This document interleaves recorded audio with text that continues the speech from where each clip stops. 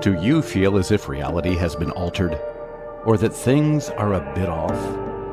That something or someone has interfered with our collective present moment? Then this is a podcast for you. This is the sound of duality. This is the sound of the sonification of a DMT molecule as it travels through your body, opening you to the world and the knowledge that you seek. It's also the sound of sheep and bliss, wandering this universe possibly in both states, and the concept of sonder, playing a role in the opera of life created by these two states of being. So, who are you? Are you the person you remember yesterday? Or are you only you right now in this present moment, never having been part of what you call your memory? Pull up a pew and take a seat. This is a podcast of all you touch and all you see. The guests are everything in between. Enjoy the ride. Enjoy the duality of each state of being and your never-ending state of bliss, knowledge, and the very thin line between each.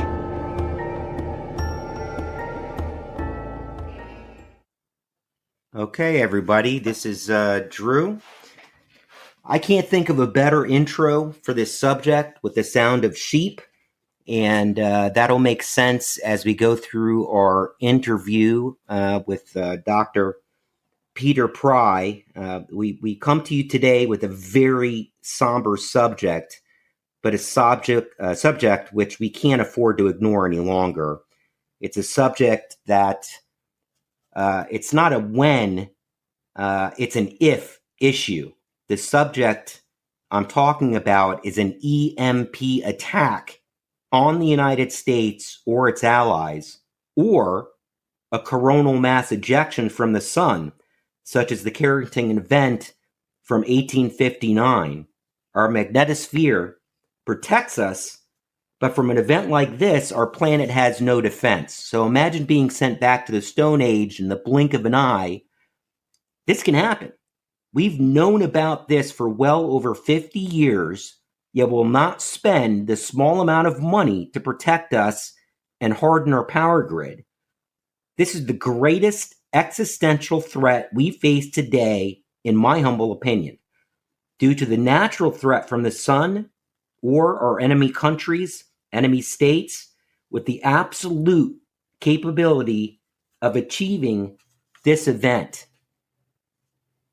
So I'll let Dr. Pry explain some of these weapons that I believe are operational hypersonic weapons traveling at up to 27 times the speed of sound, or the buildup of submarines capable of launching these undetectable missiles, and torpedoes that can travel at up to 200 kilometers an hour. As John Lennon said, "You may say I'm a dreamer, but I'm not the only one. I hope someday you'll join us and the world will live as one."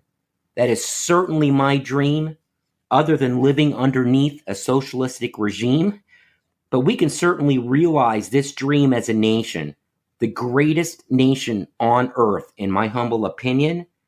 Folks, one high-altitude blast by a satellite at 300 kilometers will put us into the Stone Age for up to a decade or more and kill 99% of the U.S. population.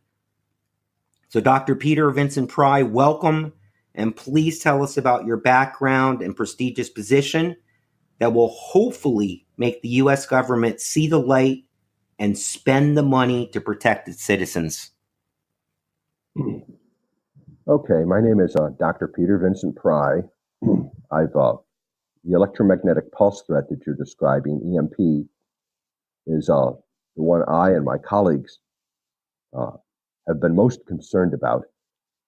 I and others on the Congressional EMP Commission, and during my service at the CIA and on the House Armed Services Committee, basically spent my whole professional life looking at weapons of mass destruction of various kinds, chemical, biological, nuclear, but the one we have always been most concerned about is the electromagnetic pulse, because it is the least understood. Even today, after many years of trying to educate the public and policymakers, few people understand it or know about it, what an EMP is. And yet, it's also a existential threat that we can solve fairly easily. It would not cost very much to protect the nation against it, and we know how to protect against it. And it has been a long failure of leadership, lack of political will that has prevented us from getting the country protected. Now, what is an EMP? Let's start off by talking about that. In your presentation, you were kind of mixing apples and oranges, because the hypersonic delivery vehicles and the submarine that you were referring to, the Poseidon submarine from the Russians, that's something else we can talk about later. Those are new nuclear super weapons the Russians have. Let's start off by talking about the threat from the sun. Absolutely. Nature can do an electromagnetic pulse. You referred to the 1859 Carrington event, which is the most powerful EMP solar superstorm on record. And what happens is the sun hurls out chunks of itself called coronal mass ejections, traveling about 1 million miles an hour. And they are thrown out randomly from the sun. And normally, they don't hit us usually. But every now and then, one of these things will slam into the Earth's magnetosphere, traveling 1 million miles an hour. And they don't reach the surface of the Earth. And if they did, they'd scour right off of Earth by the intense heat of these coronal mass ejections. But the magnetosphere protects the Earth so that the coronal mass ejection is split and flows past us. But in the course of doing that, it distorts the magnetosphere and causes it to wobble around. And that's what causes an EMP. It's basically a magnetic field which is moving around. And the Earth has this huge magnetic field around it. And when a coronal mass ejection causes it to move, it generates electricity, an electromagnetic pulse, which will get into power grids and long line systems, communication systems. It can damage satellites. And in the case of the Carrington event back in 1859, it destroyed telegraph systems all over the world. The telegraph systems had been deployed by the colonial powers in all the major continents except Antarctica. And everywhere, the telegraph systems were destroyed. Telegraph keys were melted.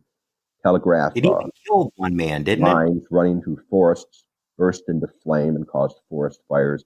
The transatlantic cable had just been laid in 1859. And the pulse was so powerful it reached down into the depths of the ocean and burned out that transatlantic cable. And it had to be relayed by the Great Eastern. Now, did they kill one person? I think a telegraph operator. I think one. I'm not familiar with that. Okay, Death, all right. I'm sure there were probably people that died from forest fires and things of that sort. Okay, sure. Now we have geomagnetic storms happen every year. They actually happen routinely, so we know this phenomena is a real thing since they happen every year. But they're small scale events that usually don't affect countries in high northern latitudes like Sweden and Finland and Russia. What we're concerned about, the existential threat, is from the rare once in 100-year geomagnetic superstorm like the 1859 Carrington event. Every now and again, something in between a small geomagnetic or normal geomagnetic storm and something a little bigger happens. Like back in 1989, there was a storm called the Hydro-Quebec storm, which blacked out half of Canada in 90 seconds. And now that blackout only lasted a day, so a lot of people didn't die from it. It didn't end civilization, but it was sort of a warning shot from the sun about what could happen. It's a lot of panic. Civilization didn't end in 1859 because it wasn't yet an electronic civilization. People didn't depend upon the telegraph system to survive. Those were the horse and buggy days. But we should take warning from the fact that a telegraph key from 1859 is about 1 billion times, that's a billion with a B, It's about 1 billion times less vulnerable to natural EMP from the sun than are modern microelectronics, which operate on much lower voltages and are made of much finer electronics. I've got a telegraph key in my office that I often use to show to audiences so that you can just see for yourself the difference. It's a big, clunky, heavy piece of metal, a telegraph key. And then if cool. you just think about what a semiconductor looks like, the thing that runs your cell phone or your personal computer, there's an enormous difference. You don't have to be an electrical engineer to see that something that could melt a telegraph key is obviously going to do much greater damage to our modern microelectronics. So that's the threat from the sun. And the natural EMP, if we have a recurrence of the Carrington event, and it's inevitable that it will recur, the EMP would be worldwide and destroy electric grids, communication systems, life-sustaining critical infrastructures worldwide. And the Congressional EMP Commission estimated if we had a nationwide blackout that lasted 1 year in the United States, 90% of our population would die from starvation, disease, and societal collapse. 9 of 10 Americans. That's right. And there'd be no coming back from that. You know, once you lose such a large part of your population, there'd be no coming back from that. So now man can also cause something like I should mention also that we had a near miss with a Carrington class coronal mass ejection back on a few years ago. I think it was July 23rd, 2012. That's right. A Carrington class coronal mass ejection crossed the path of the Earth, missed us by 3 days. We just weren't facing it correctly, right? I mean, it just barely missed us, I think. NASA estimates that if that had happened, it would have destroyed electric grids worldwide and put billions of lives at risk.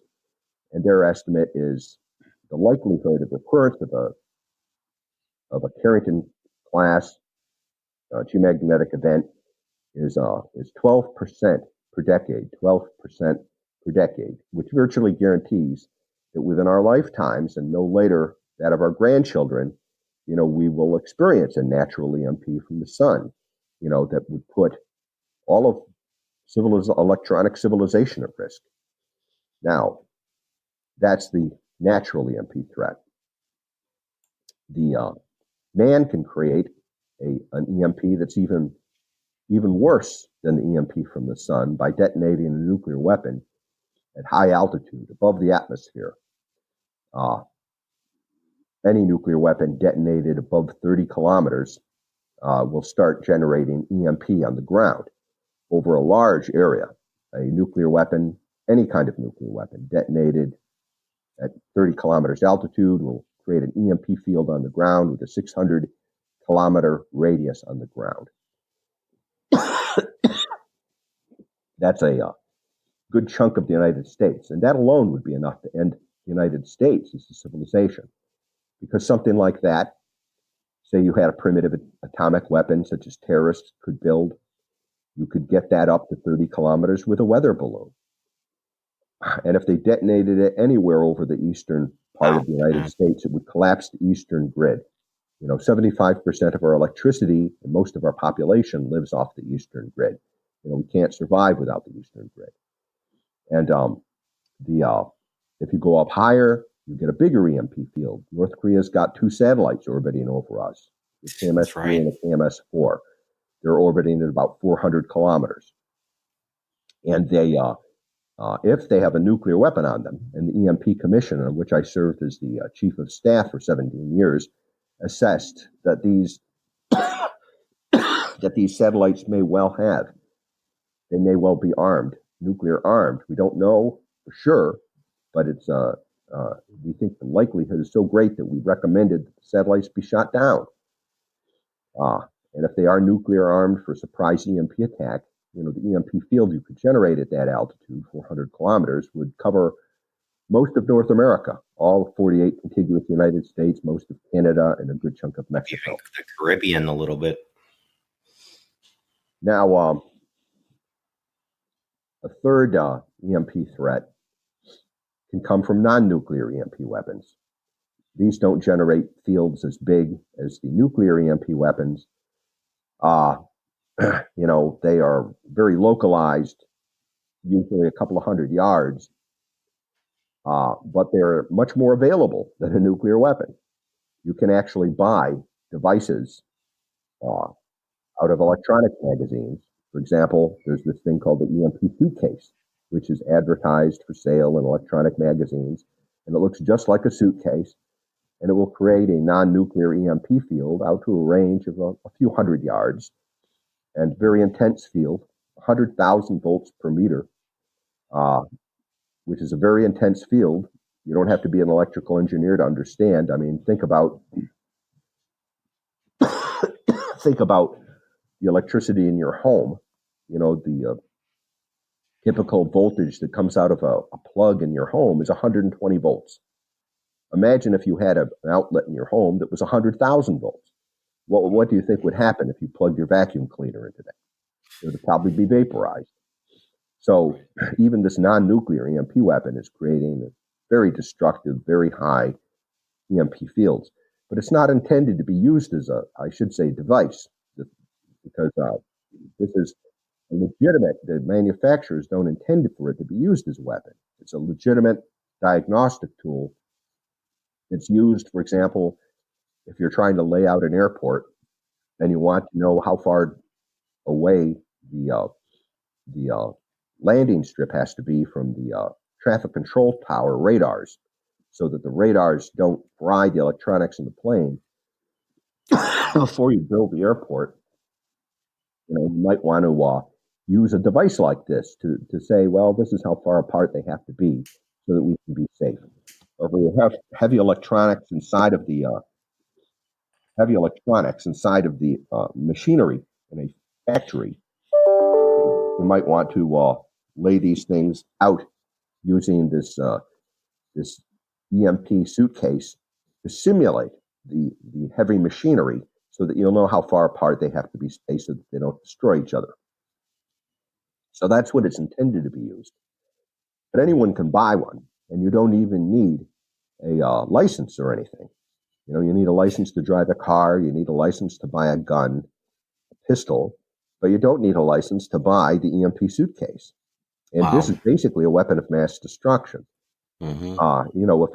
We've arrived at a place in our history now where a lunatic or a terrorist or a criminal group, that had the money to buy the EMP suitcase, could throw this thing in the trunk of their car and drive out to an extra high voltage transformer substation somewhere and just wait until the flames and sparks start coming up, so they know to destroy the transformer, so that one individual, could topple the technological pillars of civilization for an entire major metropolitan area like Boston or New York or Washington. And if you had a team of people with these EMP suitcases, you could black out the whole country. Couldn't even snipers, I don't mean to interrupt you, but I've heard that even snipers could do the same thing at well-placed, that they could take out certain transformers that would have the same effect. Well, they wouldn't have the same effect, but you could take out the grid in the whole country by means of snipers or people armed with rocket-propelled grenade launchers. U.S. Federal Energy Regulatory Commission did a study, and reportedly did a study, and they found, we've got 2,000 DHV transformer stations in the country. And if you knew which 9 to take out, there are 9 that are particularly important. And if you had a sniper team or people armed with explosives and you took out those 9 transformers, you could black out the whole country for over a year. But it's not really the same effect as using a non-nuclear EMP weapon, because there what you're doing is you're using kinetic effects to destroy the transformer. Whereas with the EHV transformer, with the EMP, non-nuclear EMP weapon, you're using a different technology. You're using a electromagnetic pulse And there are significant advantages to using a non-nuclear EMP weapon compared to using a rifle or a bomb. Sure. Because the failure modes, can look very similar to normal system failures. Okay, that do happen over time, except the overloads are happening in a much more dramatic, faster way. And I think that the reaction, our ability to defend ourselves, would be much less if you were using the non-nuclear EMP weapon, because immediately you're going to know if somebody's using a high-powered rifle or explosives that the grid is under attack. I mean, that's a clear and unambiguous signature that the grid is under attack when you're blowing up the transformers using explosives. But if you fry the transformers so that they basically, given that the resistance that exists in the electric power industry to facing up to these realities, I guarantee you there'll be a great debate going on within the grid, within the utilities. They're not going to go to the FBI. They're not going to go to the Department of Homeland Security. Their managers are going to say, well, wait a minute. Who and how? Aren't these just, how do we know that we're under attack? Aren't these just normal failures? We don't want to panic, because then these guys are going to want to regulate us. So they're going to cover it up. And just like they did, they even tried to cover up a case where the grid actually was obviously under attack by rifles. But you've got the advantage of using the non-nuclear EMP weapon, where you turn the bureaucratic bad habits of the industry against itself. Okay, because these guys are so capable of ignoring the threat and wanting to paper over the threat that by the time they came to their senses and started doing the right thing, it would be too late.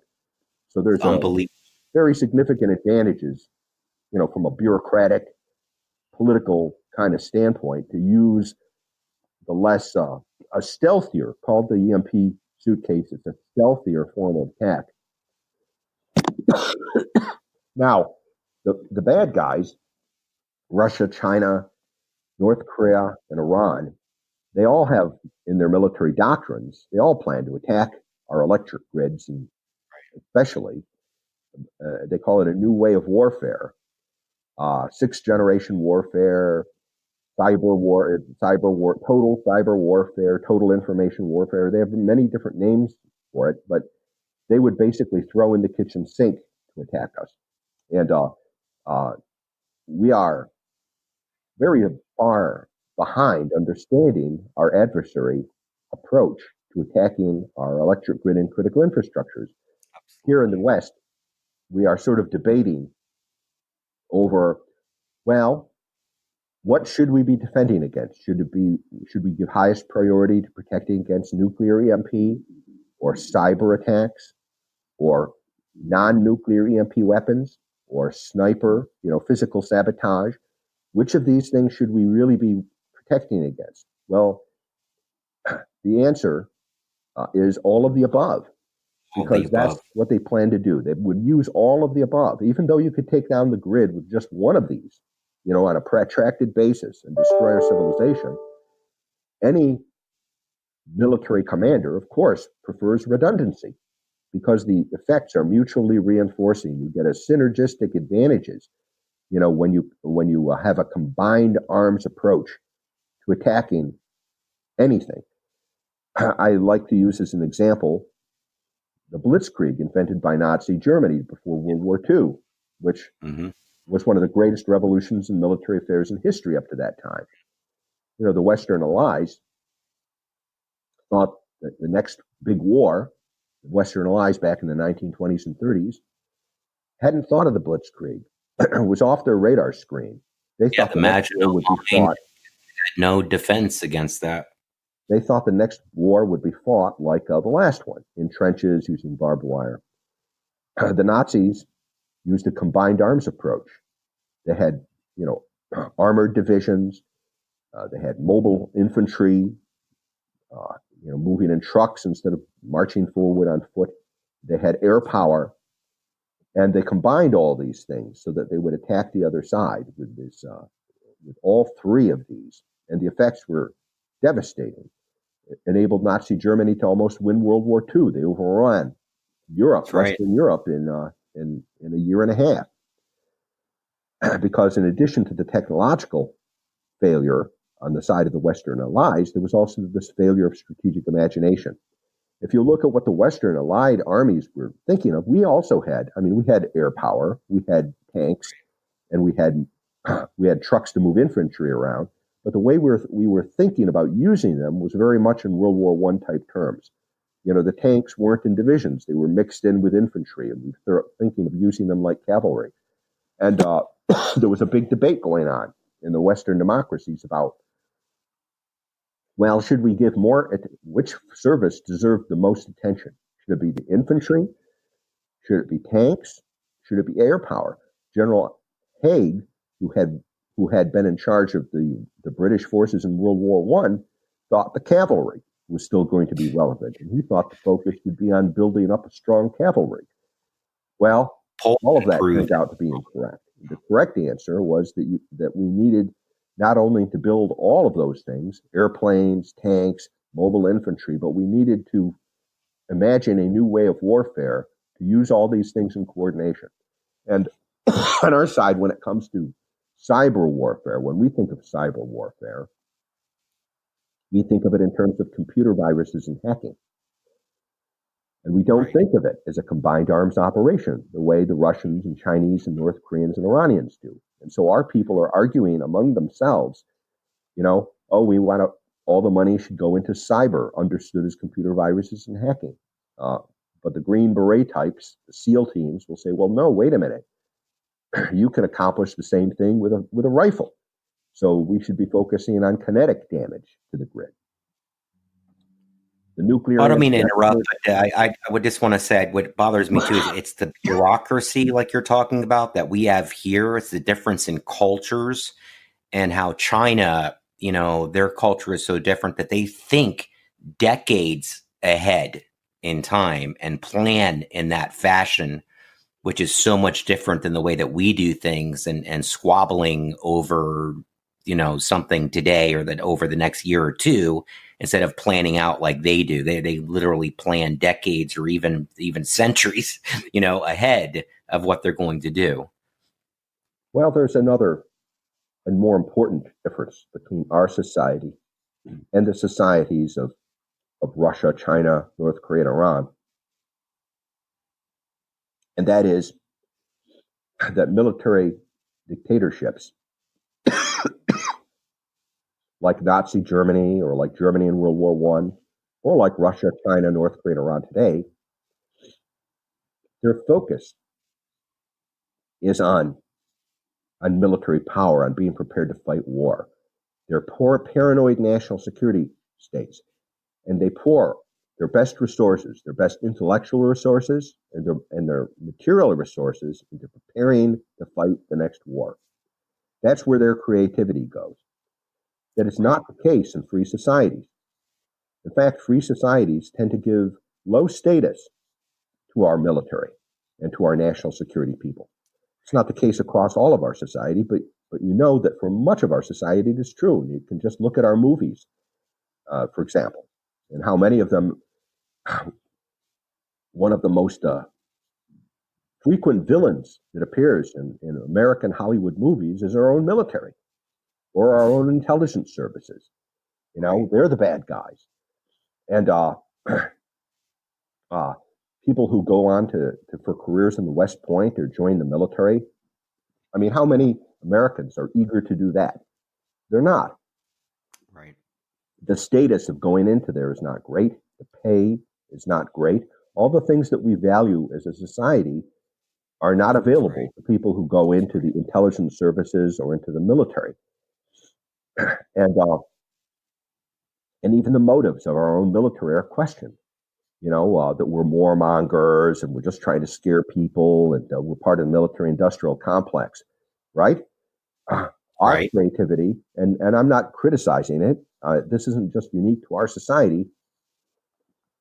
Every free society in history that has ever existed, beginning with the Athenians, basically thought the same way. Right. And that's because among a free people, their object is to have a good life. You know, they poured their creativity. Look at Athens. They poured their creativity into the Parthenon, into great works Perfect of art, example. and sculpture and architecture, and enjoying a good life. You know, having philosophical debates with Socrates and Alcibiades. Well, Alcibiades was also part of his group. Not a nice guy, but you know. So there's a huge. Then they encountered That's the why we're always Persians behind the eight ball. Xerxes. That's right? why we're always behind the eight ball, because bad guys always steal a march on us in terms of planning for war and being prepared for war, and we never seem to learn that lesson. You know, I mean, there are still people alive who lived through World War II, and those people understand, and that's why they tend to vote, you know, for people who want a strong national defense, because they understand the consequences of that. But then when you look at this new young generation that's coming up, they don't have get that it. experience in their own personal lives.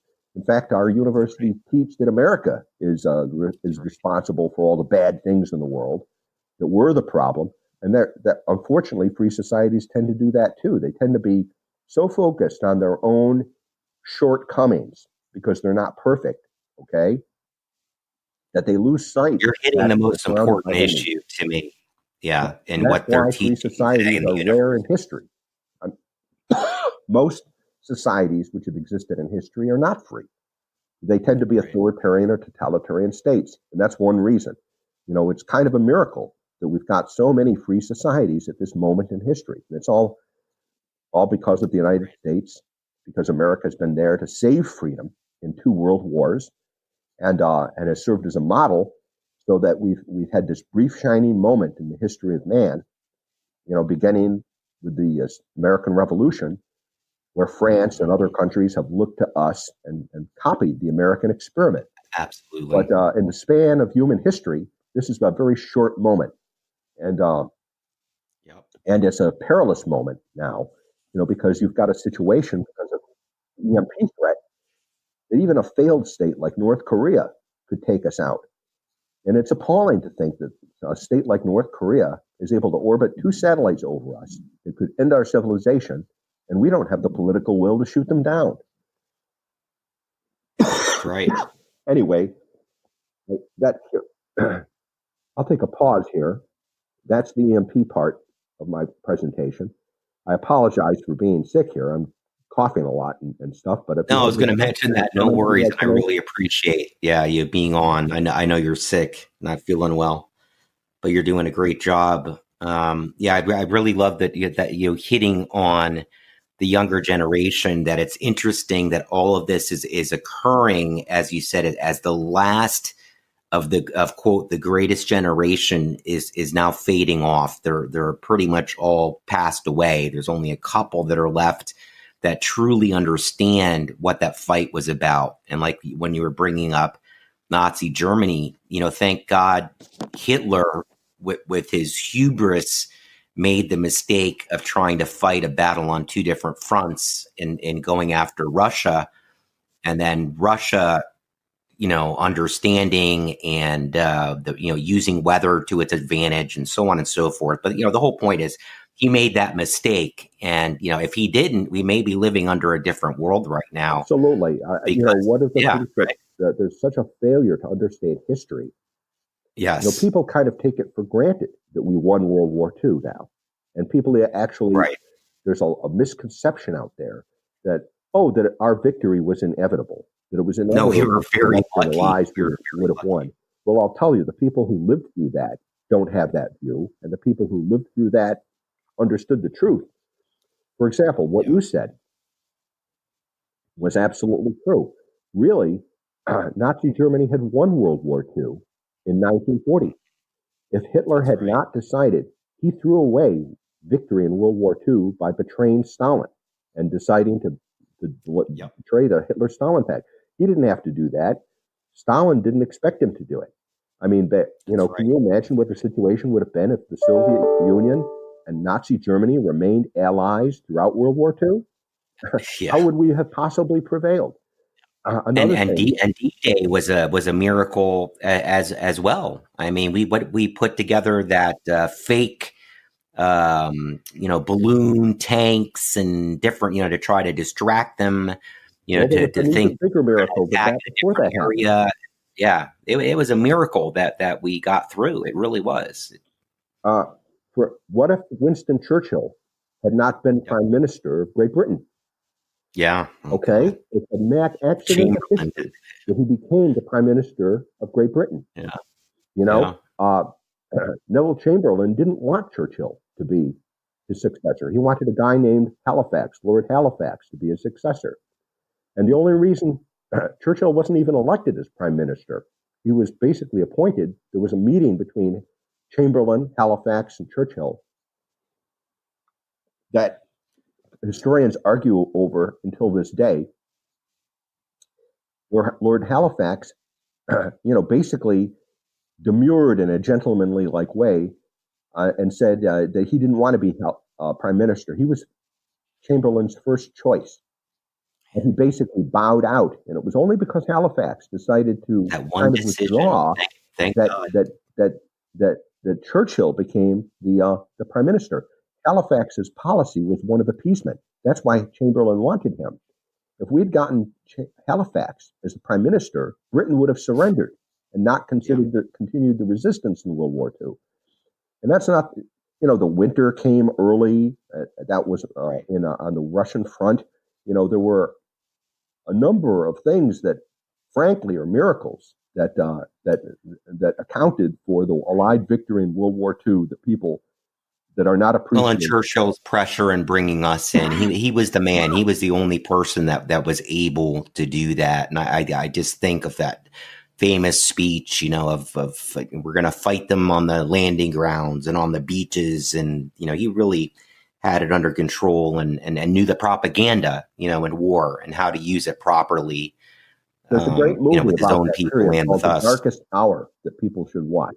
And even Halifax said of Churchill after that tremendous speech that you're just referring to, even Lord Halifax said something like, because they were astonished at how Churchill managed to mobilize a parliament that actually had been on the verge of wanting to surrender a negotiated peace with Hitler.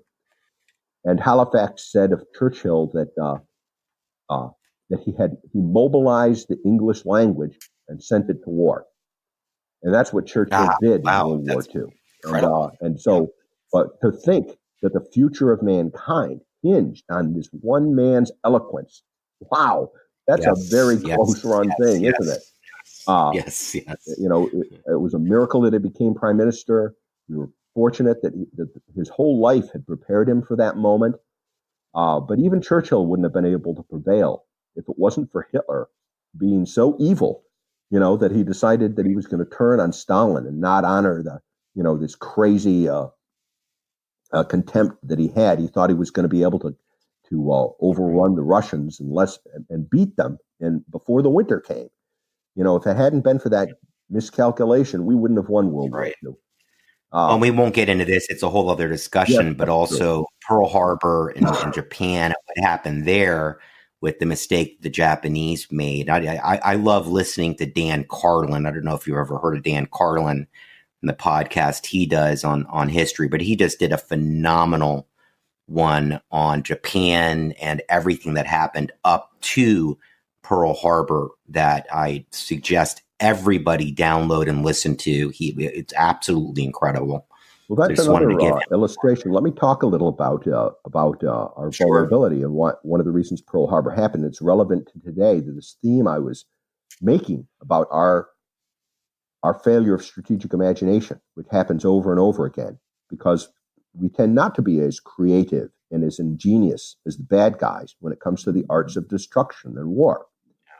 The Pearl Harbor happened because the U.S. Navy didn't think it was plausible that you could have another revolution in military affairs at sea by the aircraft carrier.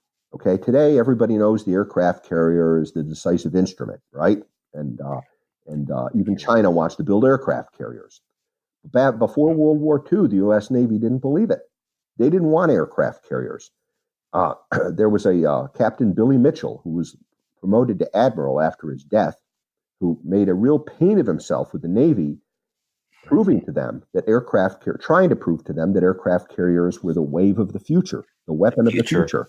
And he sank armored ships with aircraft,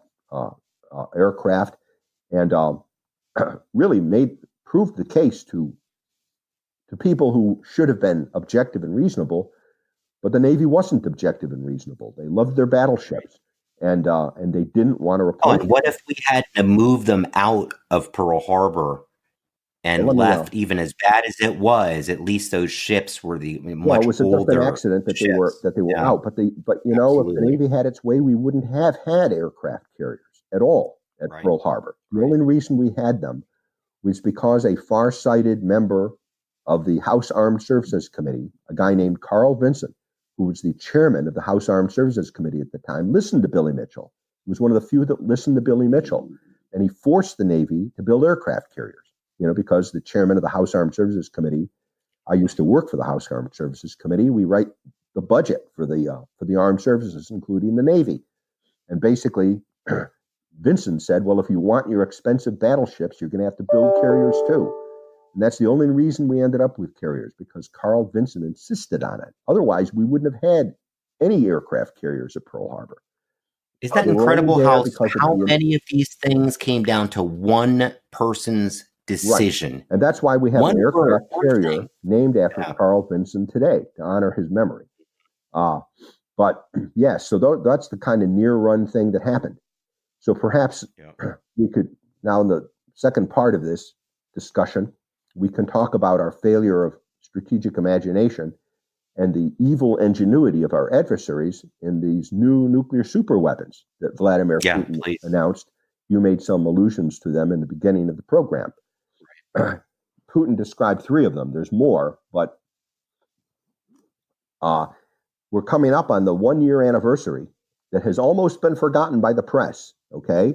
But on March 1st, 2018, Vladimir Putin basically went on worldwide television to make unprecedented nuclear threats against the United States, describing. Remember the film with it coming down over Florida and with the missiles exploding? I can't remember the name of the specific one that launches, and then all of a sudden, about 8 different warheads spread out. But it was a picture of Florida. That's how bold he was in that diagram. I think that's what you're talking about, but he had a lot of illustrations. Let's talk first about the Sarmat, which is it's going to be the successor to the current heavy ICBM, except it has an even bigger throw weight. Their current first strike ICBM is called the SS-18. And, it can carry 10 high-yield warheads and deliver them very accurately so that one warhead can destroy an American missile silo, for example. So this one missile in their current arsenal can destroy 10 of our land-based missiles. The new heavy ICBM will have twice the throw weight and it can deliver anywhere from 15 to 40 accurate warheads. It's supposed to be able to carry 15 of these hypersonic warheads called the Avant-Garde. And the Avant-Garde itself is it's supposed to be able to carry a warhead of a high yield up to 2 megatons, but it doesn't need to. It actually doesn't need any explosive power at all, because the accuracy from these hypersonic missiles, the Russians advertise them as being able to evade our national. And there's maneuver around, right? Not to go up in one trajectory and come down, but that's not the real reason they're maneuverable. That's what the Russians focus on, because they're trying to disinform us. These things can maneuver and beat your missile defenses. They don't need to beat our missile defenses. Our missile defenses were never designed to intercept Russian or Chinese missiles. Our current national missile defense was basically designed as Bill Clinton's version of missile defense. And it's deliberately been dumbed down so that it wouldn't pose a threat to Chinese and Russian missiles. Because Bill Clinton believed in mutual assured destruction, and he didn't want to interfere with the ability of Russia or China to reach out and destroy the American population. The national missile defense we have today has got only very few interceptors, something like 30 interceptors. It's designed to protect us from rogue states like North Korea.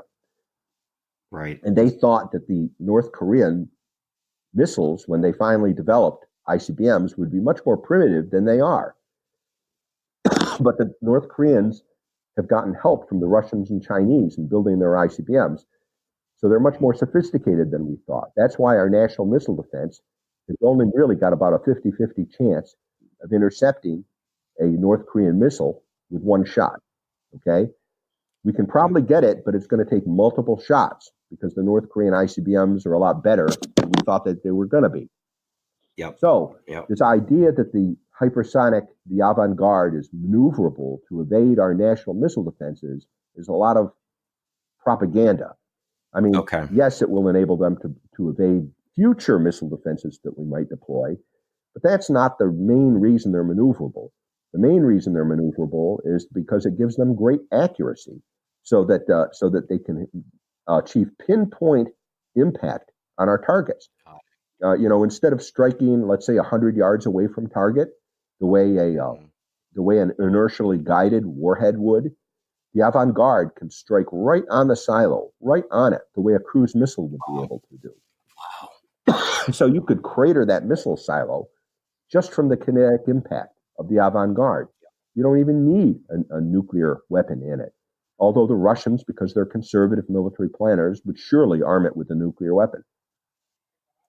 Sounds like rods from God. And a colleague of mine did weapons. some calculations, and with a warhead that is less than 1 kiloton, okay, that's 1/10 the power of the Hiroshima bomb, 1/10. In fact, he even did calculations that it was 0.1 kilotons, so that would be 1/100th the power, 1/100th the power of the Hiroshima bomb. That alone would be sufficient to have, a very high kill probability, the virtual 100% kill probability. So, in effect, you really don't even need a yield, with the avant-garde. Would that be from the after effect, from the radiation, or just from the impact alone? You could destroy the missile silo just from the impact alone, really. But the Russians, because they're conservative military planners, they would surely include some yield. They would probably put some yield in there. And that's another one of their inventions. New things that they've got that we don't have, that Putin talked about on March 1st. He talked about new nuclear weapons based on different physical principles. That's technical jargon for talking about a family of nuclear warheads, okay? That include super EMP warheads, that is warheads that are specially designed for some effect, like super EMP or neutron radiation, or clean fusion weapons, clean. So that basically you have a warhead type that uses almost no fission, okay? But it's just fusion. Fission is what the fallout comes from. Mm-hmm. And the less fission you have in a warhead, the less fallout there'll be. So if you can make a pure fusion warhead, which the Russians apparently have, you can make an attack that generates no fallout. And then they can move in right away because there is no fallout. Then then they could come right into the country. That's important because it enables you to fight basically a nuclear war that's clean, all right, and keep the collateral damage to the population very, very limited, so that instead of killing a few million people, with a first strike, you might kill only hundreds of people, just the officers that are associated with the bombers and the missile silos and so it could be a few hundred or a few thousand people at most, and actually execute a disarming nuclear first strike against the United States. Now, another one of the weapons that you had alluded to was this so-called submarine, the Poseidon, and it's not really it's a robot submarine. People don't understand that. It's unmanned. It's artificially intelligent. It's designed to carry a 100 megaton bomb. So this is totally unprecedented. And it is. 100 megaton bomb is the most powerful nuclear weapon that has ever been designed by any nation. Russia tested one of these things back in the early 1960s. Yeah, what was the name of that one? So it's that big as that huge hydrogen. I can't remember what they called Called it. the Tsar bomb. And That's it. it was so powerful that they only tested it to half yield. It went 60 megatons, but it was designed to be higher, something between 100 and 150 megatons. And basically, so what they've done is they've armed this submarine with the Tsar bomb or something like it that has a very high yield. And Putin is advertised this thing as basically being for generating tidal waves, radioactive tidal waves. That's what scares me the most. That would inundate the shores of the United States. And, our coasts are the most inhabited part of the region. And it would contaminate the coasts, wipe people out with these huge tidal waves, and the coast would be uninhabitable. Hundreds of feet high, I'd imagine. Yeah, I personally think that the use of the Poseidon as a tidal wave bomb is also disinformation, that the Russians are trying to distract us from its real mission. Okay. They don't need to generate radioactive tidal waves to kill lots of Americans. They can do that with current nuclear weapons just by dropping them on cities. That makes sense. I think what the Poseidon is really about, I think it has two purposes. One, it's designed to track our ballistic missile submarines, and destroy them. A 100 megaton weapon detonated underwater, used as a depth charge, has a huge lethal radius against submarines, well over 100 kilometers. And the Russians, just like we track Russian submarines, and we've got tape recordings of what their Russian submarines sound like, they do the same thing to our submarines. Would you say that the new threat is about submarines now? It's not about the carrier groups. It's really about these submarines and the mentioned carriers is also a target of Poseidon. So this thing would go after. It would sink aircraft carrier groups. It would go after our ballistic missile submarines.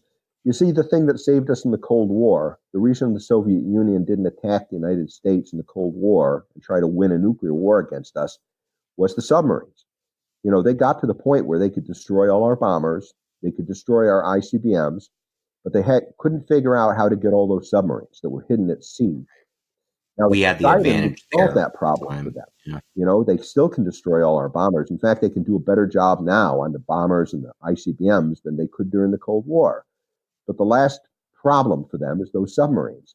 Now, they're planning to deploy 32 of these Poseidons. So we've only got 14 submarines, all right? They're going to go down to 12 when the Ohio class subs are retired and we start deploying Columbia. They'll go down to 12.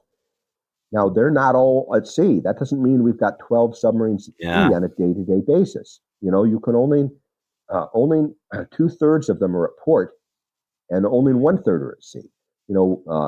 You can only sustain 1/3 of your force at sea. The other 2/3 have to be in port to be repaired and to let the crews rest and that sort of thing.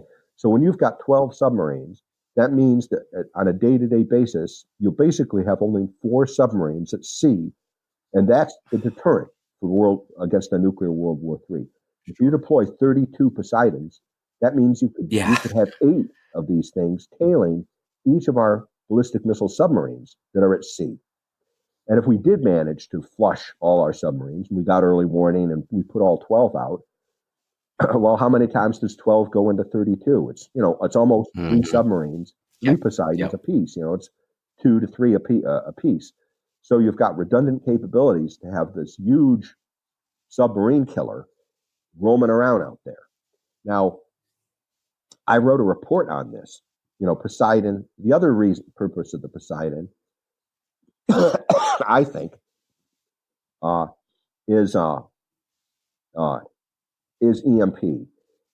The Poseidon submarine itself can't make EMP, but that high-yield weapon, if you detonated that high-yield weapon in space, it will create a tremendous E3 EMP that can penetrate the oceans, the water of the oceans. And you wouldn't need many of them to cover all of the oceanic areas where our submarines patrol with an EMP that could destroy the submarines. And so that could be another purpose. I think it's a twofold they're trying to give a double whammy to our subs here. One of them would be for the Poseidon to destroy them directly by, with a 100 megaton weapon being detonated underwater. And the other approach to go after them indirectly, with the EMP weapon. And I think they want to, I think Poseidon, they're talking about it publicly to kind of distract us from this EMP threat that they could utilize. Well, they just sit around our coast. I mean, I know in the news they talk about once in a while with the bombers flying in over Alaska, and then we kind of escort them out. But what they don't discuss, because obviously there would be so much fear, but it's just that the Russian submarines that are just cruising up and down our coasts, constantly, and we just really just let it happen. Yeah, the Poseidon is actually gonna go out there. We've only got two bases: Kings Bay, Georgia, and in Washington State. We've got two bases for our ballistic missile submarines, and or maybe it's Oregon. Anyway, it's one of those northeastern states. And the idea for Poseidon is to hang out around those, settle down in the mud or just sort of hang out, waiting for the ballistic missile submarines to patrol, and then they'd try to follow them around to get within close enough distance of those submarines. And again, they could be a couple of 100 kilometers away and still destroy the submarine. Do you know what they've done to their engines so that we can't track them? Is there something different that they're using for propulsion? They're using a nuclear reactor. So once these things are out there, they can basically stay out there forever, because the limiting factor on nuclear submarines is not the reactor. But I mean, as the propeller, because that's usually what they hear, right? It's the sound of the propeller. Submarines, and they can only be out there on patrol for about 6 months at a time. So these things can basically be out there forever, and they're not. It's obviously easier to make something like the Poseidon quieter because it's so small, and it's you don't have. Okay, so that's what I was. Okay, so you've answered. There's all the kinds of things that make noise. I mean, just imagine the kinds of amount of noise you have when you've got a boat that has 150 people on it that have to be fed, and they have to keep showers and all the things that you need to support 150 people, right? That's going to, no matter how quiet your engines are, something like that's going to make some noise. And all of that problem. Sound travels, what is it, six times faster in water? So, you hear everything. Kilometers per hour is the speed. And now, but, if you did a nuclear EMP attack, I mean, from the general staff's point of view, they're prepared to win two different kinds of nuclear war. Okay, one of them is the thing we were talking about in the beginning of this program, which is this new way of warfare that's focused on collapsing our electric grid and other life-sustaining critical infrastructures, so that you only need one nuclear weapon, an EMP attack, to do that. One of the things I should have pointed out too, or a cyber attack, right? Is that with the EMP attack, if you're using a super EMP weapon, the field strengths are so great from a super EMP weapon that it can actually fry your bombers, your ICBMs, the command and control systems that are needed to talk to submarines. All of that can be fried. So that in effect, the submarines would also be neutralized by the EMP attack. So you'd basically win the nuclear war without actually having to use Poseidon or Sarmat or any of these other nuclear super weapons. But that's not good enough. But why in the world, Dr. Pry, can I ask you this, and I don't mean to interrupt because this is important. Why did we use Chinese chips in our military vehicles, whether there's planes, submarines? I mean, this is our enemy, and we were using chips, and I believe that's one of the reasons why Trump and his $700 billion is being used in order to replace those chips. But this is for another discussion, obviously. But as we all know, there was a lot of information provided to the Chinese, through servers. Let's just say, okay, here. that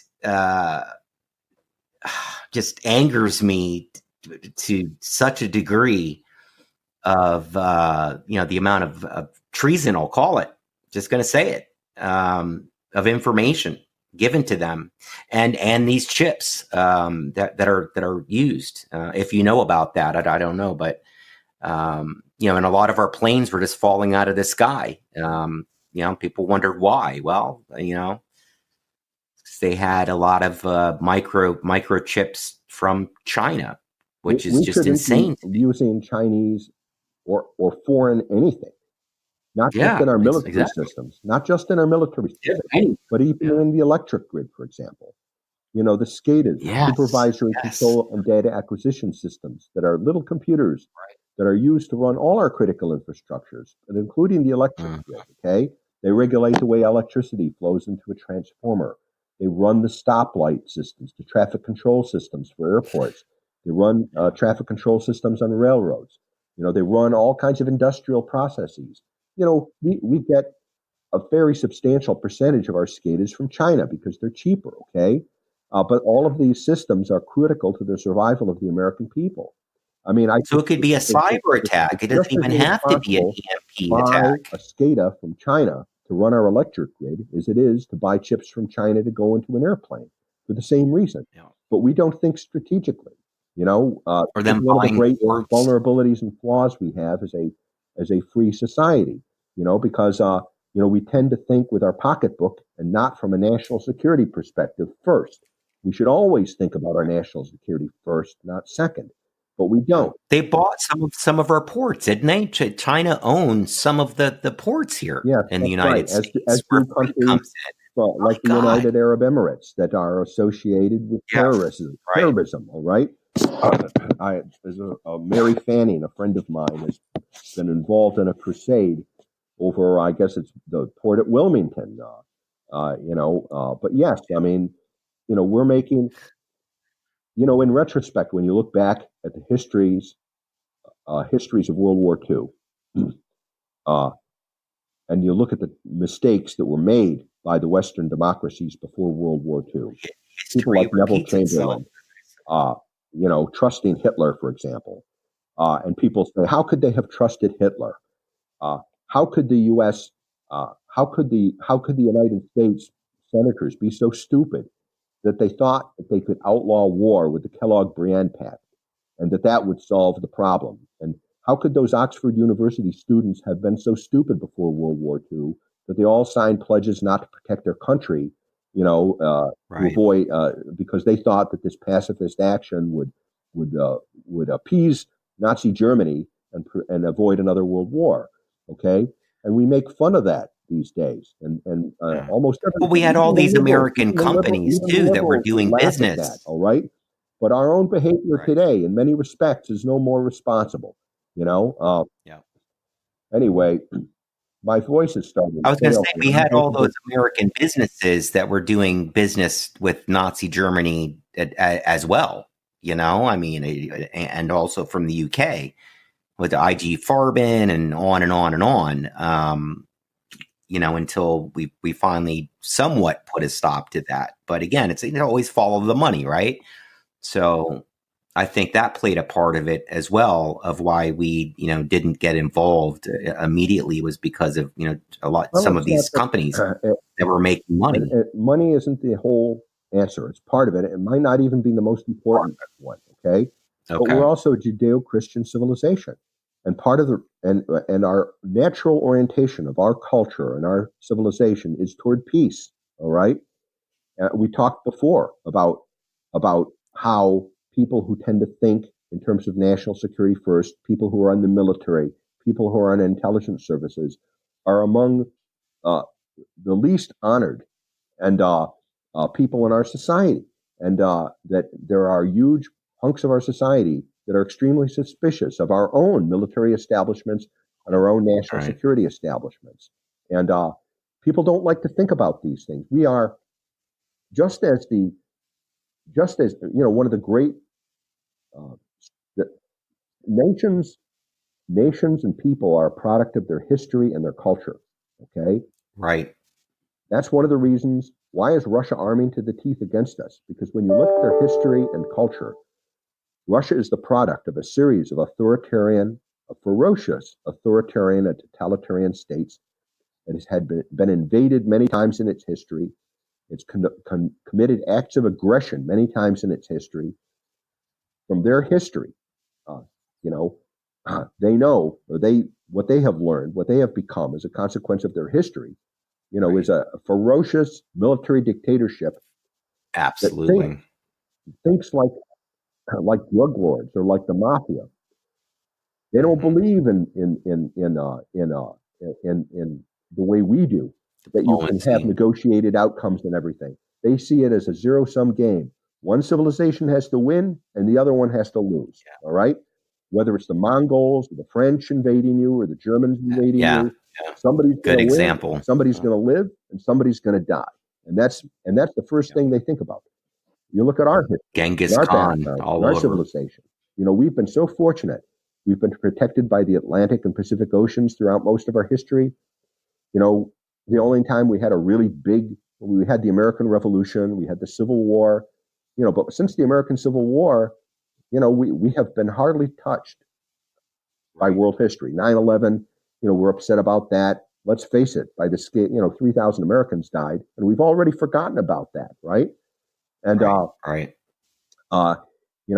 focus tends to be we are a product of our Judeo-Christian civilization that believes in coexistence and forgiving your enemies and getting along with people.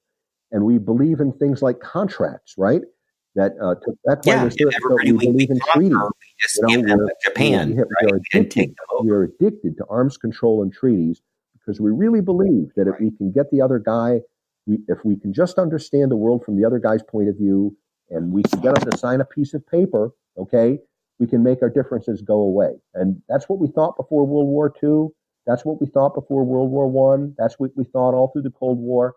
And that's what we're thinking about today. Even though we thought Russia red-handed violating all the treaties, we still want to negotiate new treaties with them.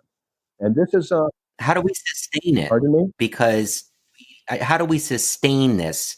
Because we are, and we don't like to say this word, but we are an empire, basically, and probably the greatest, biggest empire in the history of the world. And like you said, we like to do things with diplomacy, and our enemies do not. And I think we have, 800 bases all around the world. Kind of empire. Okay, if that's, I'm not sure that that's the appropriate word for us, because imperial systems in the past always existed for the benefit of the home country, of the dominant power, like Rome, or in case of Nazi Germany or the Soviet Union, it tended to dominate. The dominant power was benefited most by its empire. The empire exploited the people who belonged to that empire. We've got to be the first empire in history. We're the first empire in history where most of the benefits flow to the people who belong to our empire. We spend more on the defense of NATO than NATO does on defending itself. More Americans die for the defense of the members of our empire than the members of the empire die to defend America. The economic look at the reconstruction of Afghanistan. I'd be. You look at them, we were spending $50 billion a year in Afghanistan, if you want to consider Afghanistan part of our empire. I mean, what a benign empire that is, building roads, schools, trying to bring freedom to those people. It was a failed enterprise, a naive enterprise, but we are, you might call it, or maybe we're an anti-empire, okay? But we're different from all the other empires that have ever existed, because the people that belong to our empire benefit more than the American people do from belonging to the United States empire. So we made Japan into a business and empire. Yeah, we rebuilt Japan and Germany. The Marshall Plan, we rebuilt our economic competitors in Europe. I don't like people calling America an empire because that's what they do in college, okay? All these left-wing pinhead college professors use that cast aspersions on American history. There's William Appleman Williams was one of the New Left historians in a book that I had to read when I was going to graduate school called The Tragedy of American Diplomacy. And he and Garl Perovitz and a whole bunch of the New Left argued that, yeah, America's an empire, but they saw us as an evil empire and that we're responsible for most of the problems of the world. And that's what the left-wing American universities are brainwashing our kids into believing. And it isn't true. You're right. I shouldn't have used that word. And I didn't mean it in that way because you're absolutely I know correct. you didn't mean it that way. I meant it for the benefit of perhaps one college student that might be listening to this, I want to clarify it. Yeah, I don't want to, right? Because that's where we're leading, which is another discussion altogether. But towards socialism, and I don't care if you throw the word democracy in front of it. It's still right. Socialism or communism. That's doesn't totally work. deceptive. Democratic socialism. It's a contradiction in terms, actually, because socialist systems. These people fundamentally don't understand the original truths that were so clear to the founders, that you cannot have big government. Yeah. The bigger government gets, the less free you are. I mean, government power to do good. And let me tell you, people have forgotten their history again. One of the reasons the Western democracies weren't that afraid of Hitler is that when he became in power in Germany, from their point of view, he was doing a lot of good. He was Nazism, by the way, is not a right-wing philosophy. It's a left-wing philosophy. It's a socialist. Nazi stands for Socialist Workers' Party. Socialist Workers' Party. That's it. You got it. They weren't communists, but they were on that left-wing spectrum because they believed in using big government to confiscate the wealth of the upper classes, and they rebuilt the railroads. They built this huge national highway system. They had great benefits for German workers. Were prospering under Adolf Hitler. He invented the Volkswagen, to try to provide a new, really inexpensive means so everybody could own an automobile. They had collective vacations. If you were a member of the of labor, you could do what people couldn't afford to do before. Go on ocean liners, to go on big mass vacations where all the people from your factory, would go out. He started their equivalent of Boy Scouts, which was really, training people for military. And so from the perspective of Western elites, who also tended to be big government types and all the rest, Hitler looked like he was doing a lot of good for his people. And he had the gift of gab too. Combine all you're talking about. Come after you, he could, threatening to throw you in prison at first. They always start off saying, "Oh, we're gonna give you free education. You're gonna get free health care." They offer all these goodies. That's how you become a slave. Yeah, economic enslavement. Absolutely. Yeah, but I was saying about it just before, it was just, you combine all those things you were mentioning about Germany and then Hitler, who could orate in the way that he could and just mesmerize the masses. And I know that he gave out free radios to everybody in the country so that they would be able to listen to music. But then when he would come on and give his speeches, everybody had a radio, which was ingenious, the propaganda, that they used. Unprecedented. Hitler's, where he came from nothing. He came from nothing and came close to world conquest, now he ended up, fortunately for there wouldn't have been a World War II probably if there hadn't been an Adolf Hitler, but it was also his flaws that enabled us to win World War II. We didn't really win World War II so much as Hitler lost it through his bad decisions. But maybe even some physical issues he had, being sick, and I know there was some of his things he was being treated for. Who knows, right? Well, before he started having the medical problems and going mad, though, I've always, there are a handful of people in history who appear demonic, and I have always believed that he's an example of that. Yeah. The book, I think it was William Manchester's The Last Lion. There's which is a biography of Winston Churchill. But Manchester says something like this about Hitler. He was comparing, because Manchester couldn't explain the phenomena either of Hitler's incredible ability to see vulnerabilities and exploit them. Okay, and he contrasted Churchill with Hitler on the issue of France, for example. And Churchill spoke French. He frequently visited France. He participated in the French military exercises. He was friends with all the political elites in France. And Churchill, for that, was confident that the French would stand up and do a good job fighting against the Germans in World War II.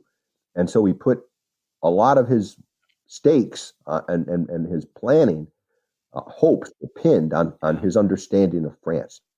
Manchester points out that like you said, it was that blitzkrieg. Hitler didn't speak French, never read a French newspaper, hadn't been to France except when he was in the trenches in World War I. All right, but he understood somehow. He understood better than Churchill did the rot in the French soul and how there was a lack of patriotism and that they would end up collapsing, under the pressure of a new war, and the elan that they used to have in World War I was gone, and that they were vulnerable to his predations. And somehow he knew that. Somehow Churchill knew it. That's just, it sends chills up your spine. You're right, because how could you, after going into Poland and then one lie after another, and each one of them believed him? So there had to have been something going on there, like you said. For example, that I happen to be reading another Churchill biography here, a new one, is in the West, before Churchill became prime minister, few elites took him seriously. Most of the Western elites thought Churchill was, an irrelevant factor, that he would never come back. He had been disgraced during World War I when he was the First Lord of the Admiralty over the Gallipoli affair, because of he had an ingenious plan, but it didn't work out, and they lost 250,000 lives in the Battle of Gallipoli, okay? And Churchill was blamed for that, and he never really came back from that until he became prime minister again. And people kind of dismissed his warnings about Hitler as being crazy, and that Hitler was a man we could reason with. And up until that meeting I talked to you about before, where Churchill actually became the prime minister, and he wasn't voted in, he was actually just appointed. He was chosen by Neville Chamberlain, who recommended him to the king. But up until that point, everybody thought, well, Churchill's career is dead. He's not going anywhere. Don't worry about Churchill. But Hitler understood that Churchill was the greatest threat among all the Englishmen to him. He mentioned this in speeches. He was constantly trying to find a way to undermine Churchill among his colleagues to see that he wouldn't rise. All right. And how did he understand that? But anyway.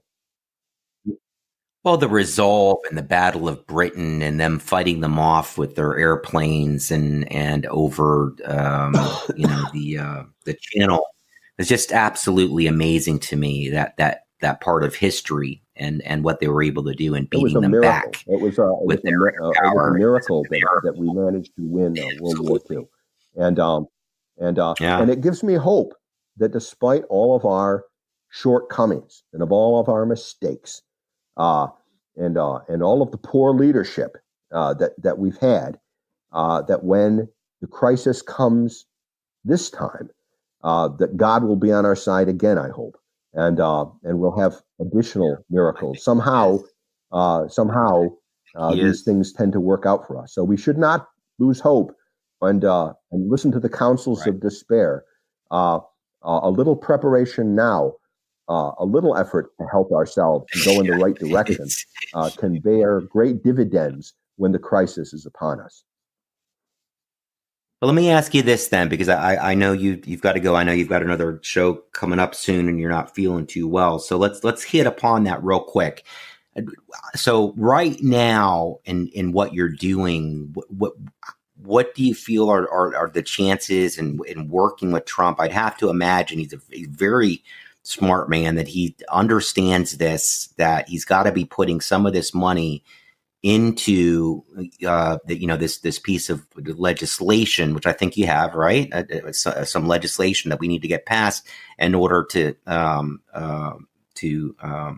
build up the power grid to be able to withstand these types of attacks. What do you feel are the chances that we're going to get this done? Well, we're on the That's a tough one, right? I think we'll know before the end of this year whether the problem is going to be solved or not for the United States. President Trump deserves great credit for being the first president to include EMP in his national security strategy. Yes. He mentions EMP along with cyber warfare, this whole combined arms warfare thing we're talking about, to protect our electric grids and our other life-sustaining critical infrastructures. And his national security strategy is basically directing the federal government to protect the American people from this threat. The Congress deserves great credit on a bipartisan basis. They passed a bill called the Critical Infrastructure Protection Act. Bipartisan basis, unanimously, I would add. You rarely hear about the Democrats and Republicans joining to do anything together, but they did on this. The Critical Infrastructure Protection Act requires the Department of Homeland Security to develop a strategy to protect the country from EMP. So that's the beginning then. Okay. So that piece of the puzzle. There's an executive order. This is the Battle of Gettysburg, a presidential executive order on protecting the country from EMP. And I'm in a tug of war with the people who don't want it to be a strong executive order. And it'll basically enable the utilities are one of the factors. Obama holdovers are also fighting against me on the other side. Incredible. They basically want to water the executive order down so that it'll basically do nothing, versus people on my side who want a strong executive order that will give high priority to doing this. And if the president signs a strong executive order, then it'll solve this problem. And if he doesn't, then we've lost. We've lost the battle of Gettysburg. Well, there's a battle behind the scenes that most of us don't know about that's going on from these holdovers, like you said, from the Obama administration and from what Trump's trying to do. And we've got to win. The good side needs to win. It must in getting this done. And like you said, God being hopefully, on our side, so that we can get these things passed. Sorry, in America I grew up in, I wouldn't even have to be here today talking about these things if our constitutional republic still worked the way it did in the past. Because when the president of the United States and his national security strategy directs the federal government to act to protect the American people from EMP, in the past that would have happened. And when the Congress of the United States seconds the motion and passes a law like the Critical Infrastructure Protection Act to say, yes, the president is right, and as a matter of law, you will protect the critical infrastructures. That should have been it. Yeah. Okay, that should have been it, and it should have happened because you've got the executive branch, the commander-in-chief, and the Congress in agreement, making it a matter of law. But we're not in the America that I grew up in anymore.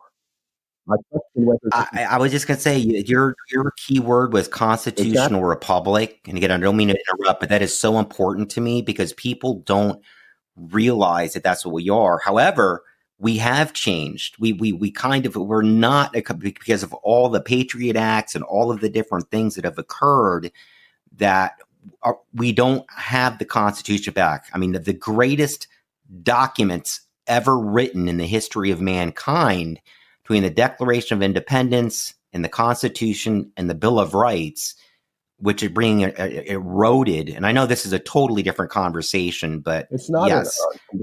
We need that to back. What I'm saying.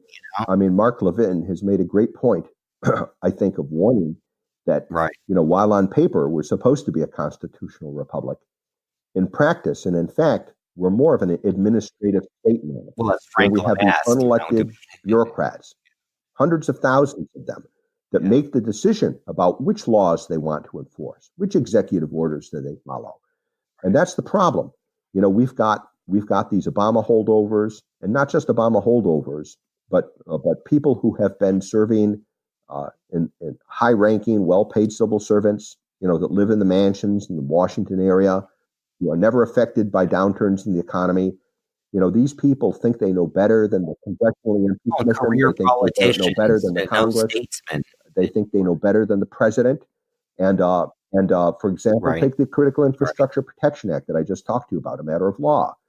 While the Department of Homeland Security, under Kirsten Gillibrand, who I think is one of the worst secretaries of Homeland Security we've ever had, because she's let herself be completely captured by the Obama holdovers and the deep state bureaucrats. Okay.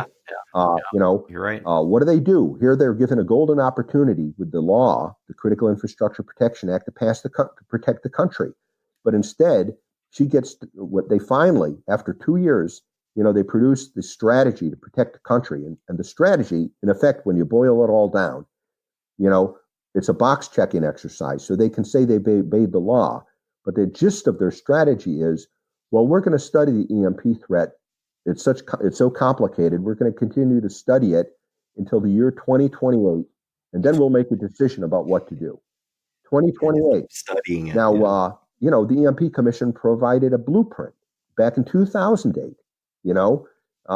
That's more than 10 years ago now, about how to protect the electric grid and the other critical infrastructures.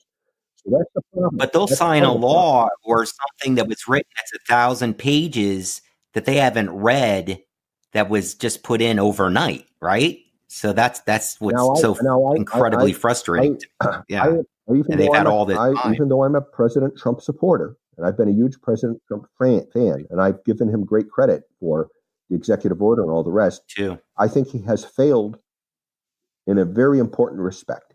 And I think his presidency will be a failure in a very important respect, because one of the promises he has not delivered on, which one of his most important promises was to drain the swamp. We voted for Trump. I know one of the main reasons I voted for Trump was because I thought the man was capable of saying, "You're fired.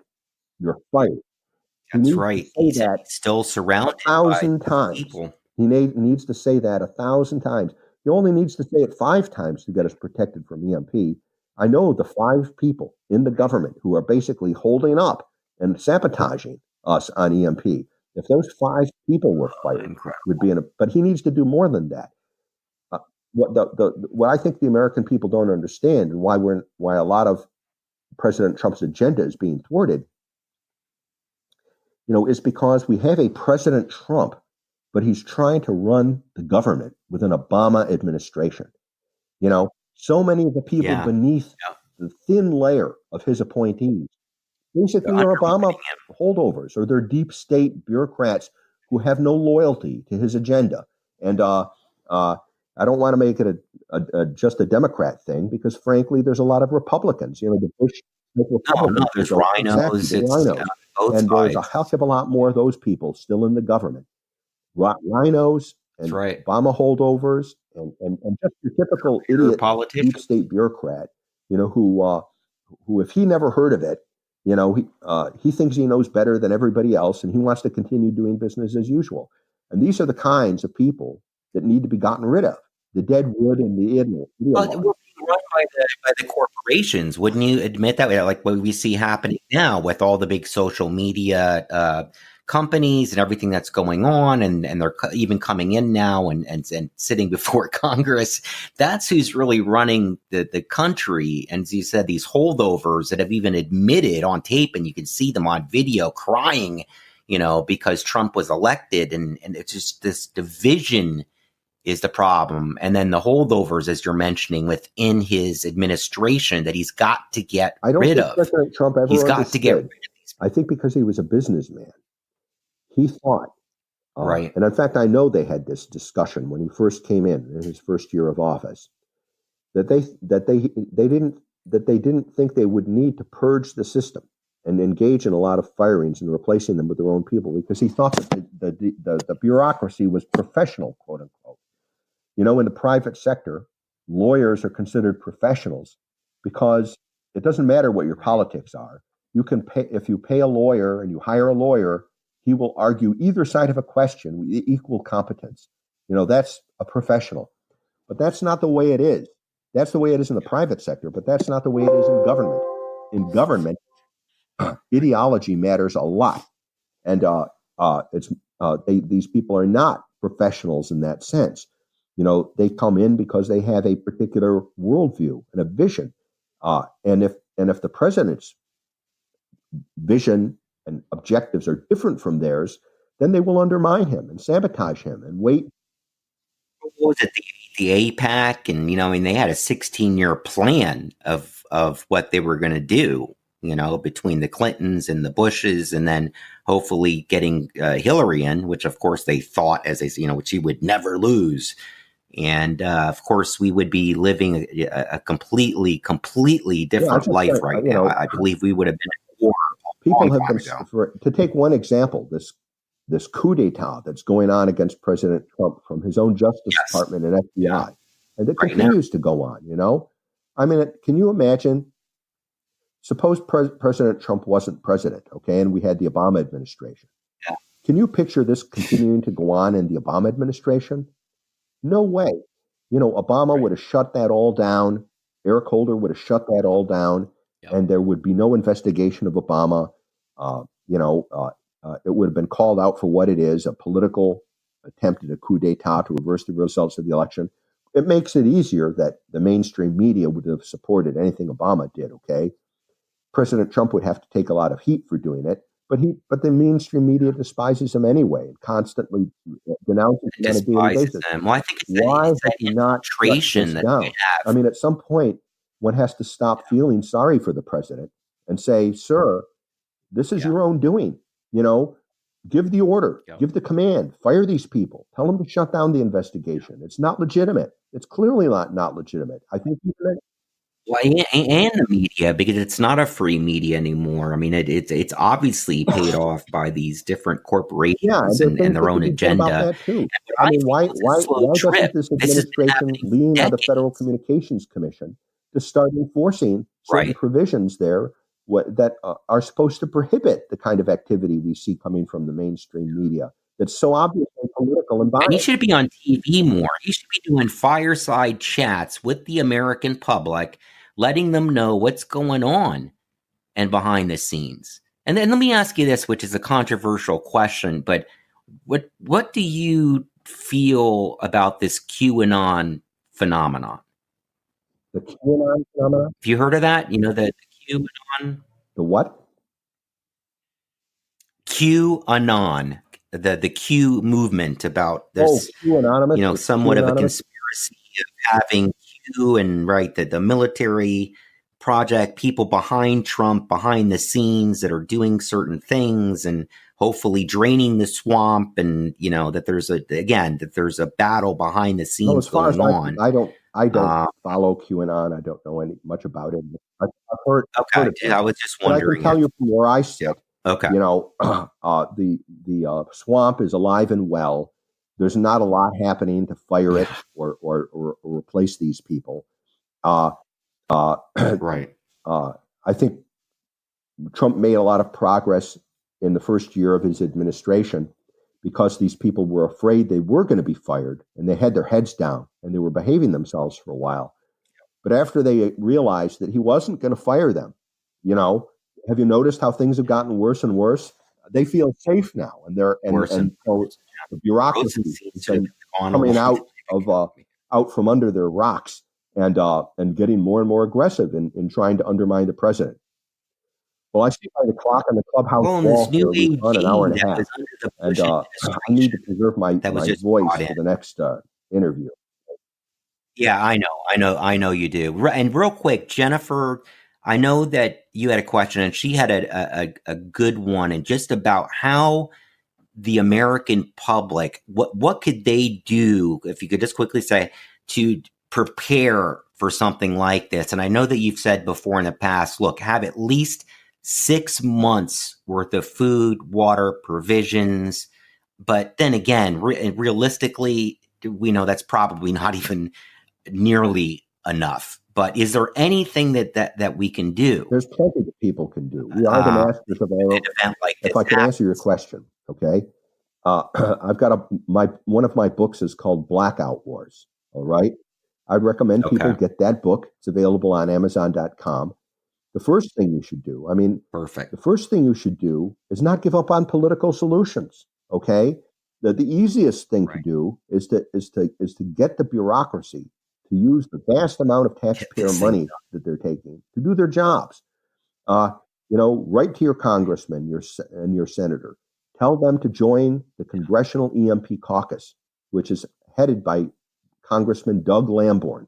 There's a bipartisan caucus in Congress that cares about these threats, that's trying to get the country protected. Your member of Congress, your member of senator and congressman.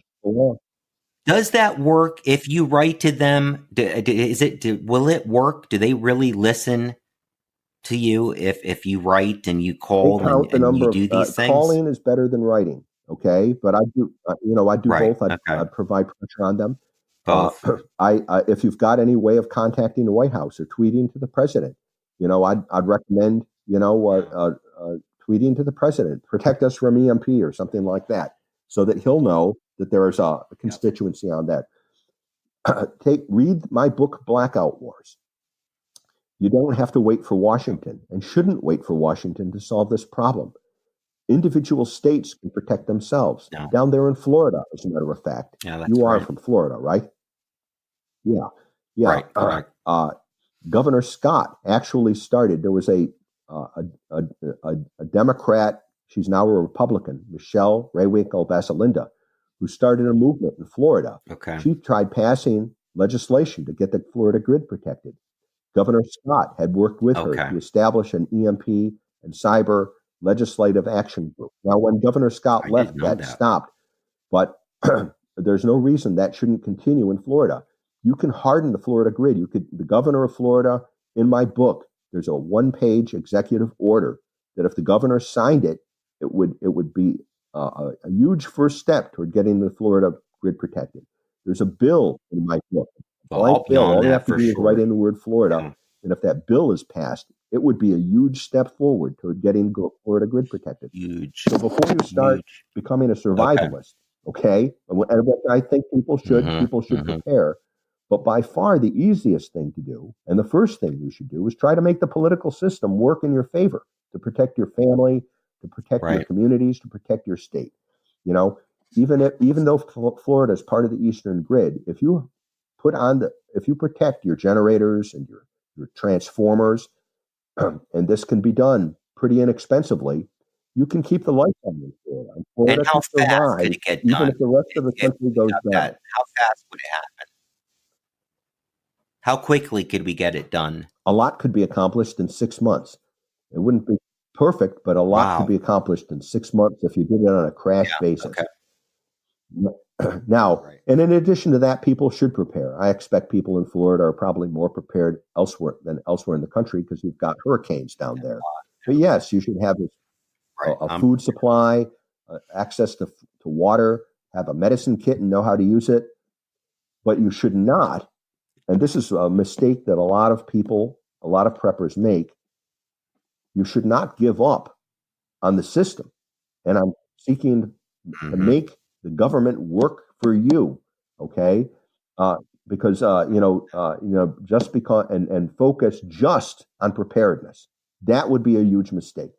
Preparedness, personal preparedness, is going to be a lot more expensive and a lot more time consuming for you than to get the governor of Florida to do his job, for example. Anyway, I thank you so much for giving me a forum here for an hour and a half. And that was awesome. Yeah. Thank you, Dr. Pry, for everything that you're doing. And, God bless you. And I hope you're able to, knock some heads there in Washington. And get this done for us, and hopefully the people that are listening, like you said, will work within their own states to see what we can get done on local levels, and send out messages and send out tweets and everything that we can possibly do.